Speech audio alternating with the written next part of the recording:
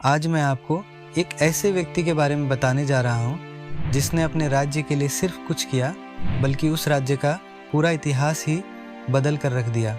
लेकिन आज वही व्यक्ति जिन पर कभी पूरा राज्य गर्व करता था, उन्हें आज लोग पछतावे के साथ याद करते हैं। तो चलिए जानते हैं कि वो कौन थे, कहाँ से आए थे, उनका मकसद क्या था और ऐसा क्या हुआ कि पूरा राज्य उन्हें छोड़कर आज पछतावा कर रहे हैं। नमस्कार दोस्तों, स्वागत है आपका SRR चैनल पर। तो चलिए जानते हैं उस व्यक्ति के बारे में। 1946 में जन्मे नवीन पटनायक एक ऐसे परिवार से थे जिसका नाम सम्मान और सेवा का प्रतीक था। उनके पिता बीजू पटनायक एक स्वतंत्रता सेनानी और ओडिशा के सबसे बड़े नेताओं में से एक थे। बचपन से ही नवीन जी को सादगी, ईमानदारी और मूल्यों की शिक्षा मिली थी। युवा होते हुए नवीन कभी राजनीति में आने का सोच भी नहीं सकते थे। वे एक लेखक, कलाकार और शांति पसंद इंसान थे। लेकिन 1997 में किस्मत ने सब कुछ बदल दिया। उनके पिता का अचानक निधन हो गया। यह केवल एक बेटे का अपने पिता को खोना नहीं था, बल्कि पूरे ओडिशा के लिए एक अपूरणीय क्षति थी। पिता के जाने से उनका संसार जैसे ठहर गया। लेकिन शोक के बीच ही लोगों ने उनसे आग्रह किया कि वे राजनीति में आएं और अपने पिता की विरासत को आगे बढ़ाएं। यह आसान नहीं था, न अनुभव न इच्छा, लेकिन जनता का विश्वास उन्हें पीछे हटने नहीं दे सका।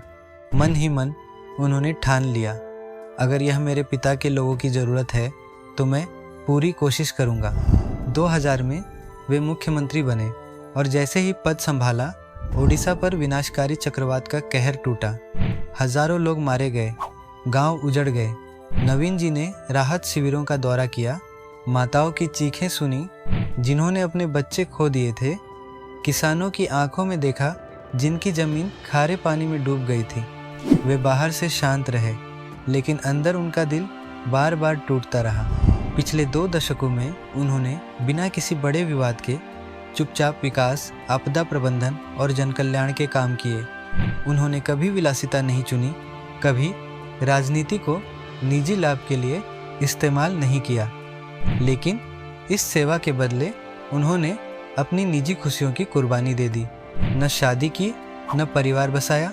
उनका पूरा जीवन केवल जनता की सेवा में बीत गया।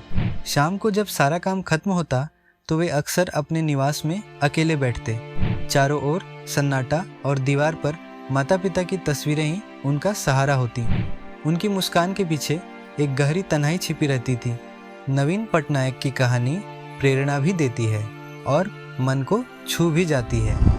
यह एक ऐसे व्यक्ति की दास्तान है जिसने अपने सपनों, आराम और व्यक्तिगत सुख को त्याग दिया ताकि उनकी जनता सपने देख सके, जी सके और आगे बढ़ सके। जो कहते हैं ना, लोग जहाँ पे खाते हैं वहीं पर थूकते हैं। आज ओडिशा की जनता ने इस कहावत को एक कड़वी सच्चाई बनाकर दिखा दिया।